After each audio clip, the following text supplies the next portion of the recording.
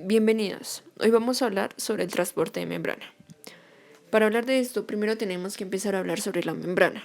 Sabemos que toda célula se encuentra rodeada por una membrana celular o plasmática. Esta es una capa delgada compuesta por lípidos, proteínas y carbohidratos. En cuanto a su estructura, es una bicapa de fosfolípidos, la cual otorga fluidez, el colesterol, que se ubica en los fosfolípidos para darles estabilidad, y proteínas, periféricas e integrales. En cuanto a su función, es una membrana semiimpermeable, es decir, que permite el ingreso o egreso selectivo de sustancias. Existe un gradiente de concentración. Sabemos que las moléculas son capaces de moverse o distribuirse por difusión hasta lograr el equilibrio, moviéndose a favor del gradiente de concentración, es decir, la diferencia de concentración entre los lugares. Ahora sí, podemos empezar a hablar sobre el transporte de la membrana. Las moléculas se mueven constantemente debido a su energía cinética y se esparcen uniformemente en el espacio disponible. Existen dos formas de la que se transportan, activa y pasiva. El transporte pasivo se produce cuando las moléculas pasan a través de la membrana sin gastar energía.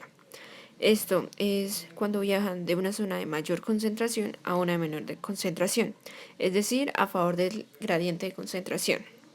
Hay diferentes procesos, los cuales son la difusión simple, facilitada y ósmosis. La difusión simple corresponde al movimiento de partículas a favor del gradiente que atraviesa la bicapa lípida, mientras que la difusión facilitada es un transporte mediado por proteínas. Existen las proteínas formadoras de canal, estas presentan poros permitiendo el paso de iones, y las proteínas transportadoras. Estas son las que se unen a la molécula para que ésta se pueda transportar más fácilmente. También existe por ósmosis. Esta es la difusión de agua. Y por último, encontramos el transporte activo.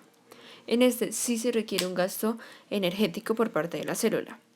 El transporte es contra el gradiente de concentración, es decir, desde una zona de menor concentración hacia una de mayor concentración. Este es mediado por proteínas transportadoras y se divide en transporte activo primario, secundario y en masa. En el transporte activo primario, una proteína transportadora es capaz de realizar un cotransporte del tipo antiporte, es decir, que dos solutos se mueven a la vez en sentido contrario. En el transporte activo secundario, es un tipo de transporte indirecto y usa energía potencial eléctrica asociada en el gradiente de concentración de unión. Y por último está el transporte en masa. En este tipo de transporte se movilizan sustancias de gran tamaño, como los polisacáridos, proteínas e incluso otras células como bacterias. Este tiene dos mecanismos. La endocitosis es el transporte de entrada.